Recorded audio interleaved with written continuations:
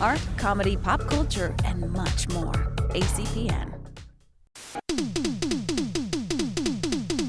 Ladies and gentlemen, our first guest of the show, I guess, since we restarted the brand, he is an amazing director, producer of such pop culture iconoclast, I want to say.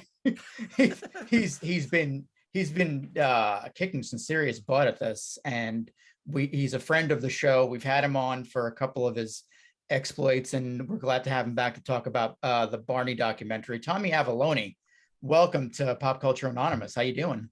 Good. How are you? Good. Doing pretty good. So, like I said, you're a friend of the old show, Adventure Club. We've had, Guy and I have chatted with you about, I Am Santa Claus. You went from that. You had Ghost Heads. Now Barney. How do you go? How is Barney fitting? How did Barney come about? I mean, I just, I saw this like old nostalgic sort of newscast from 1993. And it was about a Barney bashing event in the University of Nebraska. Mm-hmm. And these college kids were just beating up Barney. They're like hitting him with hammers, throwing darts at him, ripping him up and all that sort of stuff. And at the end of the broadcast, he said, the newscaster was like, well, that's the future of that country right there. And it's like, oh, we're living in that future now, Holy crap. He wasn't wrong. This big level of hate, why don't we explore love and hate, but told through the story of Barney the dinosaur? So that was where it was. It wasn't like, I need to do a documentary about Barney, it was like, it was kind of just fell into that realm. I was like, oh, this is interesting. So. And it's a very amazing. I have very, I'm not too big on too many documentaries outside of yours, of course, but like the only thing I have to compare it with lately is like House of Hammer. Like it starts off.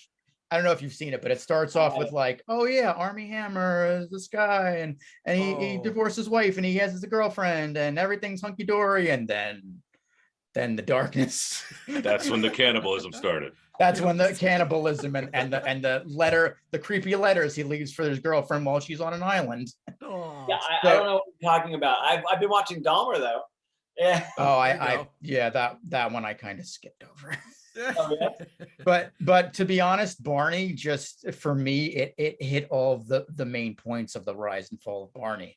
Because I mean, and I think we're all of this around the same age group where it was, our demographic was like that mid 90s, like, okay, it was the force feeding of Barney. The kids loved him, and the young adults to the adults hated him. And then the mid 90s movement of, all the edgier stuff, like I was gonna say grunge.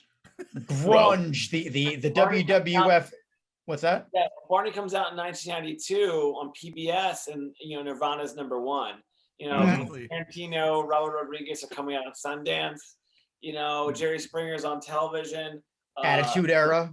Yeah, well, the Attitude Era really wasn't until the late. Yeah, that's true. Dude, the tie-in with Jerry Springer, I love that, because a lot of people don't even realize he was an actual decent journalist beforehand. Yeah. A legitimate journalist.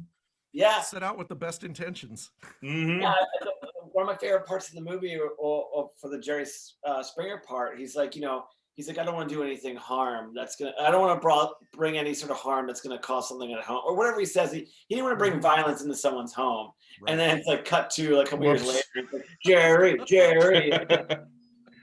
Violence equals ratings. But that 90s movement, and then ultimately the hate, and then the apparent downfall of the Leach family, and then you wrap it up with, okay, well, it's Barney, so it shouldn't be hate, it should be love. Yeah. Oh, and there's the idea like, okay, so we were too old for Barney, right? Right. But so there's no way for us to sort of connect to the idea of Barney, but we understand what that Barney role was for the kids that did grow up for him. My Barney was Cookie Monster, so it's like you can understand. And then when you think of Cookie Monster, and you just think like that sort of love, and that sort of like, oh, nice, yeah. Well, this was my Barney. Nice. So yeah, you're an Ernie guy. Okay. Yeah. I can see that. But no, I got my Bonnie over here. I was gonna say, what do I have That here? were- I've got Matt Gene Cardona. Simmons. You know, that actually, that brings up a good point. Speaking of Cardona, so you're a wrestling guy, Tommy, and you always seem to inject some kind of wrestling influence into it. Like you had Foley for I Am Santa Claus, you had Cardona and Ghost Heads. I was looking for any kind of reference in Barney, and then out of the corner of my eye, I look in the credits, and I saw Evan Husney's in there, but also Tommy Dreamer. Oh yeah. So what did the Dreamer have something to do with it? Like, did he call the chicken or something? No. So in the beginning, I did a lot of sort of 90s research. I was born in 82, but so I remember the 90s from my version of that sort of stuff. But I just wanted to know what was it like to be well-known celebrity, or just a person that was known in the 90s. So you'll see thank yous from Mark Summers, Alex Winter, Tommy Dreamer. So I just try to interview. I just not on camera, but just talking friends of mine. Like Mark, what was it like being on Double Dare and being a celebrity in the 90s? Tommy Dreamer, what was it like being extreme in the 90s? Alex Winter, you were Bill and Ted. What was it like being that in the 90s? And we just kind of, especially Alex. Yeah. He's such a internet guy then, he was very he all his movies and documentaries are all about technology in some sense. So to talk about early internet was great with Alex. So it was just a lot of sort of research. We do have one snippet of Stone Cold Steve Austin giving a stunner. And I tried to get John Cena in this because John Cena is the real life Barney. Because the demo he's made for children love him, but the 18 to 35 can't stand him. So if you think about it, it's let's go Barney. Barney sucks. That's the way. I would try to do it. That's a very good comparison. Yeah, that works. Yeah, and then there's even a clip we found where The Rock called John. Yes. Some Barney. It's oh my God, I forgot about that. I can't even know what the words that The Rock used, but it was he did say the word Barney in it. I do recall that was around the same time as the Fruity Pebbles reference. You're the Barney of wrestling, all buddy. during that time, yeah. Yeah, that is awesome though. No, I definitely tried, and I didn't. This is the first project where I didn't edit, but I'll say that I was telling our archival producer, I was find any clip of Steve Austin giving the middle finger. Try to give him something with Steve Austin, something. I was just getting clips from the Attitude Era, because when we were talking about aggression during that time, I was just feed it in. Yep. And it's Peacock, so it's the synergy too. Right. That's what I was thinking. That's why I would try. I was oh, John Cena would totally work, but he was out of the country, and it just didn't work. Doing his 700th Make-A-Wish at this point, I think. I was gonna That say guy. Peacemaker season 2, maybe. Yeah. Who knows? What a spectrum that is. Anyway, what I was saying though is my Barney was Cookie Monster. Yes. Yeah, sure. And the idea of just that feeling you get when you think of your Ernie or your Kiss or Matt Cardona, which is not a real. I'm sure Matt Cardona would like to be someone's Barney. Yeah, yes. Put that on a T-shirt. Yeah. The idea, that feeling it gets, and respecting what that role is in your kid's life, or anyone. If you think about it, your Ernie, for example, that's probably one of the first things that you decided you were gonna like. It wasn't a family friend. It wasn't someone that was introduced to you. It was someone that you saw and you were that's my thing. So there's a respect that goes into that, and that's where a lot of these kids who love Barney. Yeah, I think Sesame Street and also Mr. Rogers reverberated with me at that age, because they were, and it's exactly what is said in the documentary, with Mr. Rogers. This man is coming to you, and he's he's talking to you like a normal person, hey, you're human and you're unique. And when we grew up, there wasn't much programming for little kids 0 to 4. Sesame Street did a lot. It was it just ran the gamut, but Barney particular saw like a market in like 0 to 4, 0 to 5, and just went like for it. It was they were the beginning, but they were like Nick Jr. was like right behind them. Nick Jr. starts in like 92. 96, you're seeing Blue's Clues. Even before then, you got Teletubbies. It's like it's all that sort of stuff that we actually interviewed Tinky Winky, on Zoom. And we were gonna get him to come over, but like he was in Europe and it just didn't work out. But we wanted like the Murderers Row of like children's stars. We had like Bill Nye the Science Guy, Steve from Blue's Clues, And you got Al Roker for a little bit. Yeah, totally. No, that was a killer set list for sure. Neat seeing Steve these days too. Oh my God, I love Steve. I was just texting. I gave him a link to the movie, and he said he enjoyed it, so I was very happy about that. That was great. Something I was going to ask. Like, were there any people that you wanted to talk to that talked to you but weren't willing, that type of thing? Was there any of that, like people not wanting to? Cheryl. Yeah, I mean, it's a lot of stuff. Yeah, there's a lot of things that we talked about in the movie that are it's a delicate dance, and I like to think that we handle it with respect, and we talk about it not a way where we just say it and it's like a rip and read sort of like blog thing, but we talk about the whole story and everything that was going on around that time to kind of give like, I mean, you are more than your worst day. I don't want to get too into what happened, but something happened for sure in the family, and it's something it's awful, and some people definitely were reluctant to talk about it.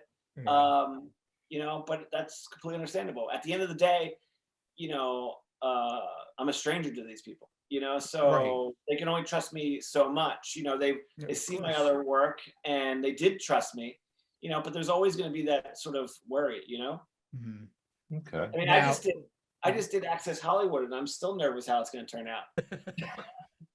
And now you're doing this thing, so maybe we can make you feel better about it. Yeah, no one's gonna see this, so it's good. Exactly. You get it. You've been here before. This is gonna be the one that sinks the ship. Alternatively, we never know. Oh gosh. No promises. Speaking of the people who you didn't get to talk to, was there any feedback from Cheryl? Yeah, so Cheryl I talked to before we even started filming. Like I wrote her this nice long email, and she emailed me back, and we went back and forth for a long time, and we met up, we had lunch, had this really great conversation. I think I mentioned, we talked for like 4 hours, and at the end of the day, it was just one of those situations where, even when Barney was in its heyday, she was a kind of person that steered away from the negativity of Barney, like any sort of bashing that happened, she just never addressed it. Some of the people who worked on Barney was like, should we address this? Maybe we should address this. And it just, she never did. So if we made a documentary called like, I Love You, I think she'd be into it. But because we talk about You Hate Me, it might be something that she doesn't want to be a part of. Yeah. Right? And that, to your point, that is understandable why she wouldn't want to be involved in it, and especially with the non-spoiler that happens at the end there. Speaking of the hate end, and I'm curious to get your thoughts on this too. Do you think Barney changed how TV shows cater to children these days? Because I know you have kids. I don't see anyone like you see at some point someone shooting a Barney doll. I don't see anyone shooting a Marshall from Paw Patrol, or lighting Shimmer and Shine on fire or something. Did you Google it? No, don't Google it. No, you don't want to Google it. I'll show you anything you want to see for sure. Yeah. It just doesn't seem to that level of how Barney got. Sure. I mean, there's a couple things there, right? And Barney was in the beginning of the internet, and it was in a time where you just can't get as big as Barney anymore. Things are so like it was PBS. That was it. That was the only thing to watch. Now there's Nickelodeon, there's Disney, there's YouTube. There's just so many avenues to watch these things. Like Blippi. Blippi is huge, but he's not Barney huge. He never will be. And he's super successful for this time period. And he's probably as big as he can be in this time period. But, I think if you look, my son loves Blippi, and then there is like we looked it up just because I wanted to know. There are Blippi hate groups, like there are like, or at least on Facebook, it's like parents that are tired of Blippi. Of course. But it's like, and I'm sure you could YouTube anything being destroyed. But I think the thing is like there'll never probably be as a character as hated as Barney, because there was also never going to be a character as loved as Barney. It's just during that time there's just so much attention on just like the small amount of programming that there was.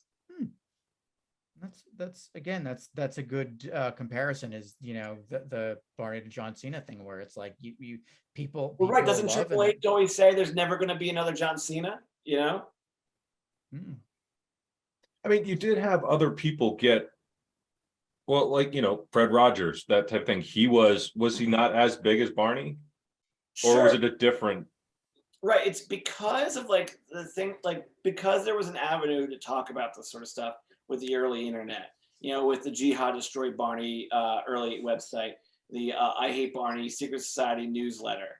There was these ways for people for the first time to sort of collectively group on something they hated.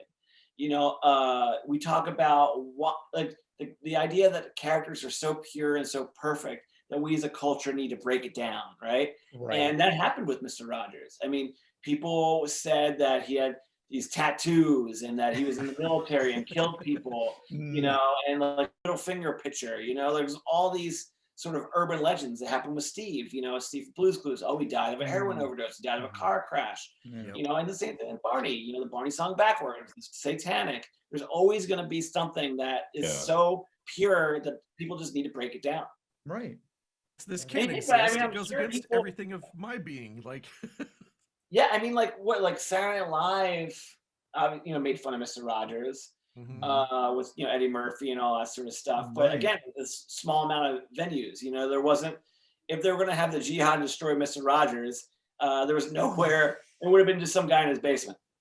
So what you're saying is the internet really didn't bring out the best in everyone like we thought it would. No, I mean, but the thing is, it's good and bad, right? I mean, there's so many good things that comes from the internet, and there's so many bad things. It's when we talk about this in the movie. It's like love, hugs, and American rage. Like, why can't we as a society have something nice? Like, here's this character Barney that just wanted to teach us how to love, and we're just like, no, thank you. Yeah, get the hammers. Yeah, let's set him on fire. Yeah. Is he lit? Yeah. No, the one thing that one of the first thoughts I had is it fits into this window of history where I wonder if this is part of the issue with like millennials from that period. Like, is this what started? I mean, to be devil's advocate, when everybody says like this falsehood of like how everything's perfect, everything's awesome, everybody loves you, as Barney kind of portrayed, then coming up in a world that is not that. Is that something that maybe a seed that got planted all those years ago that played out? No, I mean, they did that with Mr. Rogers too. Like at a certain point, Mr. Rogers was blamed for the softening of like society, like the idea that saying you could do anything you want and then that not being true and people being angry about it. So that definitely was a thing before Barney. I think you see, I don't know, my son's 6, so I don't hang around with too many like young kids outside of that. But you look at like 21 Jump Street. Like, I always think of that movie where it was like the Channing Tatum character was the cool jerk character back in the 90s. But when he came back and, I guess like a couple years, 5-6 years ago, maybe. And it was like, everyone was sort of like nicer to each other, more politically correct. And he's like, wait, when did this become cool? You're the nerd, So I think there is a shift in the way we kind of talk to each other, where it isn't that aggressive, like, nerd, you hate this, and it's like, but now it's a little bit more like, hey, let's like actually like talk to each other and be acceptant of each other, Right. It's become more the norm, even with like, I went to New York Comic Con over the weekend, and it's like a bajillion people converging on things that they like, their own wheelhouses, and totally different Star Wars, and I forget what else was there. I seen someone dressed like Steve from Blue's Clues, Bob the Builder, and Jesus Christ all going down an escalator together. So that's the setup for a joke for sure. Wow. Yeah. True. The other question that I had was, how was David Joyner to talk with? I thought he was nice. I mean, he was great. Like he was very open, and that's all you kind of want when you're doing these sort of things. It's someone that's like not holding back, and he was just himself, and he explained himself very well. And if you just don't like what he does, you don't like what he does. But at the end of the day, like he explained it well enough, and this is the life he lives, and he's not apologetic about that. He's a tantric sex guy. I mean, I was I actually. mean, I don't have a problem with that if other people don't. Yeah, if that's what you want your occupation to be and you're making money off of it, fantastic. But it was just hysterical to me because thinking back, I'm like, wait, didn't we do an episode on this? And we actually, the three of us actually recorded like 2 days after that Vice article came out. And I'm like, hey guys, guess what Barney does now?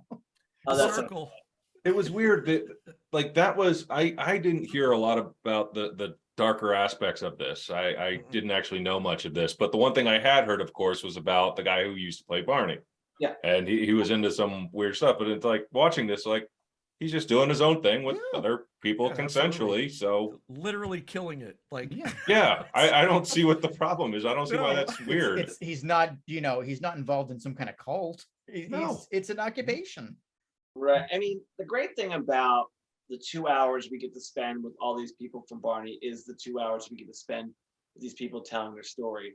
With a story like with Vice, you have so many words and you only have so much time to like get to your thing. So you lose some of that nuance, you know? And I think that article took a couple stabs there, and maybe it wasn't, it was a Vice article and not saying anything bad about it, but it was playing to that audience, and I think it really hurt David in a sense because it didn't really tell the round picture of what he does. Yeah, and hopefully you do him justice in the. I feel like you do, like telling the whole, telling the entire story, not just to your point. And I think Jason even mentioned this to me for something else. I was like, it's like written versus video. You can do more with this than with Barney became a sex addict. I mean, my takeaway, not having known any of that, just hearing the rumors from a decade or two back, was that why were there rumors? This isn't anything weird ish. That was my takeaway. Again, that just seems like what the documentary is about, the whole, the hate mongering kind of aspect to it. Yeah, I mean, a lot of people did when they talk about our doc, they say it's the dark side of Barney, and it really isn't. It's the dark side of us. Like we as a culture really kind of messed this thing up, and like Barney did everything it could to teach kids how to love. I mean, like I talked about that newscast that said, well, that's the future of that country right there. But like Cheryl in interviews was like, I'm creating Barney because I would like to show what the future could be, and she was trying to make this like, more pleasant world. And I think in some people, like I can't speak for the Barney fans, but I think Andrew Olson says it real good that he feels that like his generation is way more kinder than the one prior, so it's sort of the right direction. Yes. Yeah. No, absolutely. No, I mean, definite seeds were planted. Yeah, I mean, I remember in my school, like if you got an A, you were like loser. You tried, like. Yeah. Now I don't think that's the case at all. No, it it was a huge relief having watched this and found out that there really was nothing weird or creepy or bad going on in this production. Like it was all BS. It was just like hate mongering and people being terrible people. But yeah, my takeaway is these were good, decent people doing good, decent work. It wasn't like make the world a better place in their own little way. It wasn't like behind the scenes on Alf or something. There wasn't any cocaine. I mean, what are they doing? But yeah, I mean, what I think about it is like, yeah, there was no bad stories, but so many weird characters. And I say weird in the most positive way possible. Sure. Because like, I mean, Bob West, the voice of Barney, he used to do voices for Chuck E. Cheese. He was the dog and the chef at Right. Chuck E. Cheese. The Italian Stephen- guy, yeah. And Stephen White was a writer for Chuck E. Cheese. He was a writer for Barney. You know, David Joyner, the body of Barney, he used to go and store windows and become a mannequin. That The was first crazy. Barney That, with a that's mime, awesome. you know, Yeah. and mimes are really weird, you know. Yep. It's just, you know, like another early writer, like we talked to him and he has like 13 parrots at his house. Yeah, that was a lot of parrots. So I think, you know, in you fleshing that out, Tommy, it kind of speaks to me. It's saying, you know, don't judge a book by its cover. Maybe there's, Yeah. you know, maybe don't hate on this as much as, you know, you thought you should Yeah. have. Well, I mean, like to double down on that, it's like you also never know what's going on in someone's life behind closed doors. Mhm. You know, you look at a successful family that created Barney and you see some of the struggles that they were having. You know, you just never know, you know? It's just hard to like, you can't place anyone in some sort of like bucket. It's just like, life's tough. Yeah. You know? It is, and we could all use a Barney type nowadays. I was gonna say, giving everyone the benefit of the doubt Mm. versus your first reactions. But that's tough, right? It's like, because like I still will like have like first reactions. It's like, oh, I feel this way, you know. But like for instance, like, you know, someone will send me like an email that really like angers me. Like if I can like get past 5 seconds, I'm fine. But usually it's just like, you know, you're just running the most hateful thing possible. But like if you just like that, letting yourself breathe and letting yourself cool down, you know, and just like thinking straight, you know. But Right. it's tough sometimes. Oh yeah, those emails usually take 3 or 4 drafts before they go out. So yeah. Yeah. Mm. Yeah. That's true. And Well, like you're just writing this long thing. It's like all this evil stuff, and you just delete and go. Delete, "Sound delete. yeah. Sorry Okay. you feel that way. Sabotage. Well, Tommy, I think we've taken up plenty of time. We've covered a lot of bases. You're a busy man. What's next for you? Yeah, I was going to say that. So the next thing for me is out actually right now. We're doing a Kickstarter for it's called The House From. So if you go to the housefrom.com, we're doing a documentary about what it's like to live in a famous house. From like Full House, Friday, Home Alone, Uncle Buck, Twilight, Trains, Planes, and Automobiles. We've been to all these houses, Golden Girls, Pee Wee Herman's Big Adventure. We've been to all these houses and talked to the owners. And, you know, what is it like to live in a famous house? Like when someone throws pizza in your house because you live in the Walter White house, you know? Right. Or the Goonies house, so all these sort of situations. So if your audience can go to thehousefrom.com, Barney's the big one. Mhm. This is the small one. We're releasing it Yeah. ourselves. We'll So put both in the show notes for sure. Yeah. But Tommy, thank you so much for chatting with us, and look forward to the Barney doc and all your endeavors in the future. well, thanks for having me on again. Yep. Thank you. Start working through the back catalog too.